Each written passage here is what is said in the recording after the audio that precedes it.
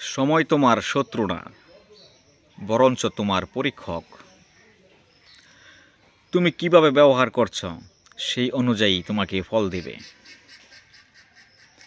আসসালামু আলাইকুম, আমার ইউটিউব চ্যানেলের সকল দর্শক শ্রোতাবৃন্দ।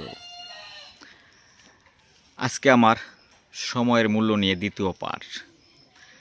যারা এখনও আমার ইউটিউব চ্যানেলটি সাবস্ক্রাইব করেন নাই, প্লিজ আমার ইউটিউব চ্যানেলটি সাবস্ক্রাইব করে দিবেন।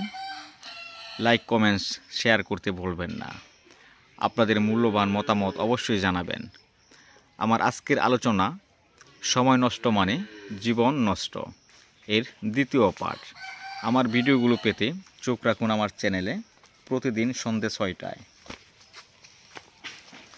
কেউ মোবাইলে সময় নষ্ট করছে, অন্য একজন কাজ করছে।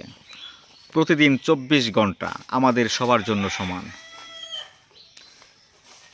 কিন্তু পার্থক্য হয় কেউ সময়কে ব্যবহার করছে, কেউ সময়কে ব্যবহার করে, কেউ অপচয় করে। যে সময়কে কাজে লাগায় সে এগিয়ে যায়, আর যে সময় নষ্ট করে সে পিছিয়ে যায়। প্রিয় বন্ধুগণ, তুমি একটা ঘন্টা অলসভাবে কাটাও, ঠিক সেই সময় কেউ একজন সেই ঘন্টা ব্যবহার করছে নিজের ভবিষ্যৎ গড়তে। সময় তোমার শত্রু না, বরঞ্চ তোমার পরীক্ষক।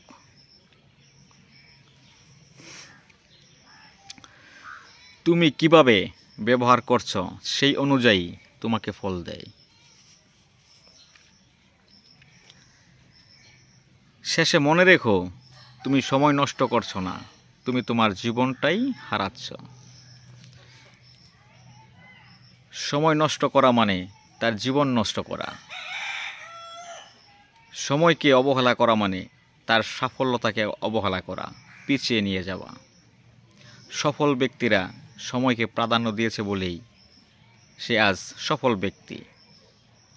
সময়ের কাজ সময় মতো করতে হয়, সময় চলে গেলে তার ফিরে আসে না। নদীর স্রোত যেভাবে আটকানো যায় না, সময় কিন্তু এমনভাবে আটকানো যায় না। আমাদের দিন কিন্তু কমে যাচ্ছে, তাই আসুন সবাই সময়ের মূল্য দিতে শিখি, সময়ের কাজ সময় মতো করে। এতে করে আপনি, আমরা সবাই ভালো থাকব।